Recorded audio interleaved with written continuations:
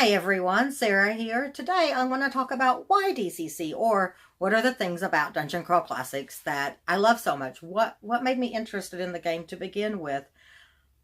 What caught my eye and made me want to play and begin running Dungeon Crawl Classics? And I feel like I touched on some of these things in my history with DCC video that I posted, but I wanted to kind of do an all-encompassing, well, probably not all-encompassing, but at least touch on some of these things. It'll be brief, and I'll probably go into more about each of these subjects as the series continues, but I definitely wanted to talk a little bit about those things, and I feel like I would be amiss not to start with the funnel.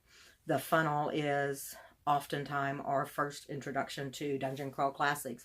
It's pretty easy to get into a funnel. One of the nice things about the funnel is you don't have to know all of the rules to the game in order to sit down with a bunch of level zeros and go on an adventure.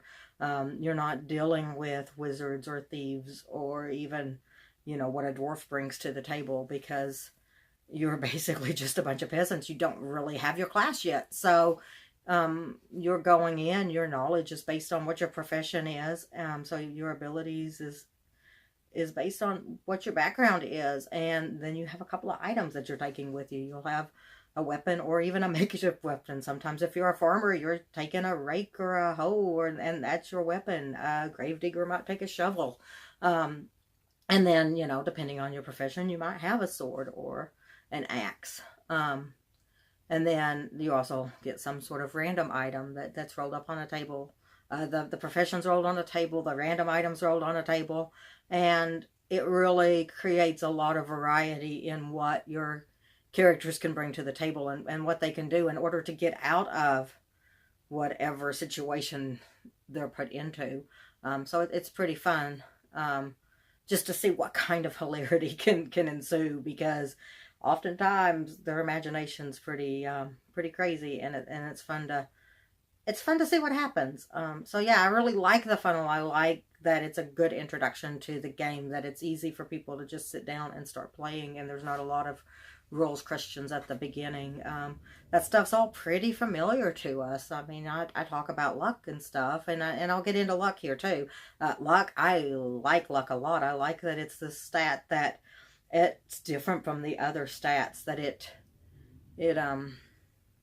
got a different rolling mechanism, that it has that old school roll under mechanism that's different from all of the other stats. It's kind of its unique characteristic, because it lets you do some modification to die rolls, but it also controls your fate. You can burn luck and you can get that higher die roll, but next time you have to roll under to check your luck, you're probably going to be hurting if you do that too much. But I like that you can also regenerate luck.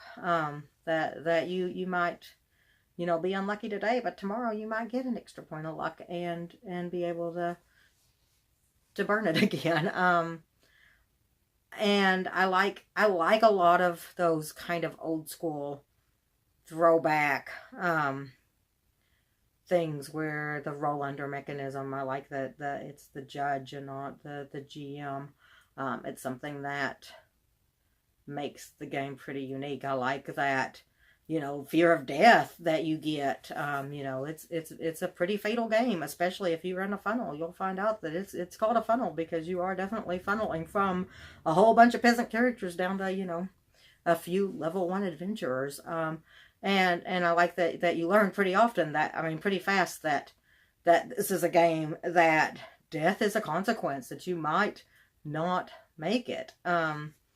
And I really like that about the game. In my early games of D&D, death was definitely a consequence, and running is definitely an option, and I like that this game teaches you that.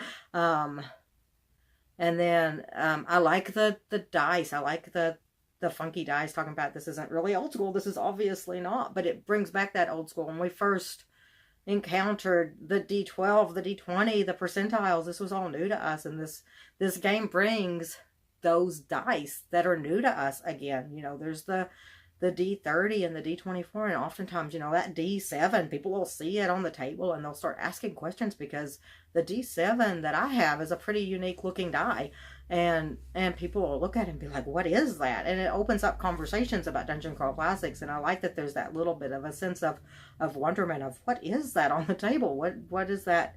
What does that die do? And it, you know, I like the dice chain and how that works, and that's definitely something that I will do in a future video, is I will talk about the dice chain and the funky dice a little bit more.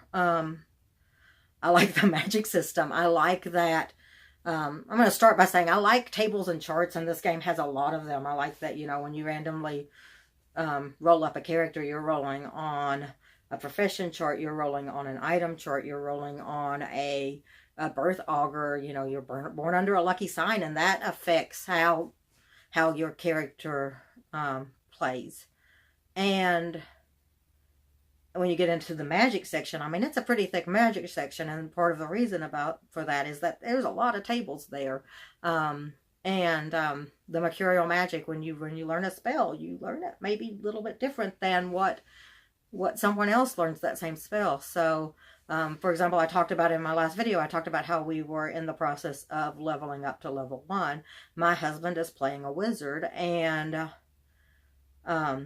you know, we rolled up his mercurial magic on a couple of his spells, and his flaming hands, when he casts flaming hands, he has a chance to create a mirror image. So, you know, he casts flaming hands, and then standing next to him is a clone that takes his damage for him. Or on the opposite side of this, if he casts Invoke Patron, and this is something that, you know, it's kind of scary when you cast Invoke Patron and knowing that there's a possibility that you're going to fall asleep for a few days after you cast it. You know, it makes you think about, you know, not that you don't already think about casting Invoke Patron, but it's going to make you think twice about maybe casting that spell if there's a chance that you're going to be knocked out for a few days afterwards.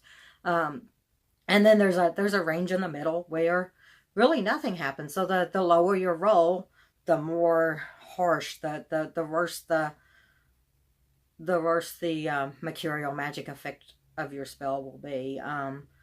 And then, of course, the higher you roll, the better it is. So, you know, when you say roll a 1, the mercurial magic might be that someone that you know dies. Judge's discretion. So, I mean, that could introduce some pretty interesting role-playing opportunities.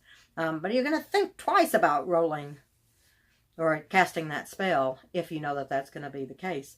And then, of course, if you roll high, then, you know, say you cast a magic missile, and that becomes like this heat-seeking missile that's going to find your target if it's within so many miles, and it will find them and hit them, even though they're not in your line of sight.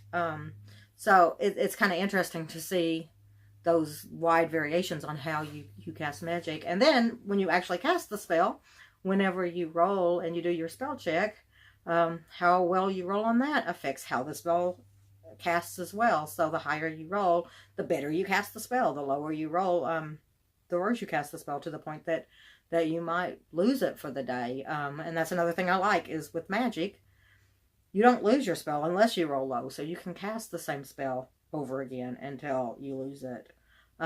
So it gives spellcasters the ability to, you know, you don't cast Flaming Hands once and then it's gone for the day. You get to keep casting it as long as you have it. And I like that a lot. I like that the spellcasters feel like they can maybe do a little bit more because of that. You know, those are kind of the big things about Dungeon Crawl Classics that I really like. I like that there's the old school vibe, and I have to show one of the things that they do. You got to like a company that does kind of based on the old Atari cartridges. This was their convention shirt for Gen Con last year, and I had to pick it up because, you know, Atari 2600 was my childhood. I played the heck out of that, so I like that kind of old school feel mixed in with the D20 system that I'm most familiar with. And so it's fun to see how well that integrates those two kind of styles of plays, the fear of death and the D20 rolls, and then the fact that you can do things like, you know, take your luck and burn your luck and kind of make your spell, or you're not your spell, but make your roll a little bit better. And those are kind of the things that I really, really like about the system, that first drew me to the system. And like I said, it's stuff that I'm sure I will touch on in future videos. So if there's something in particular you would like to hear more about, definitely let me know. And as I've said before, I'm still kind of learning the system because I've mostly done funnels. So some of these things we may be learning together. But I'm definitely looking forward to exploring these things further with you. Thanks again for watching, and I'll see you next time. Bye.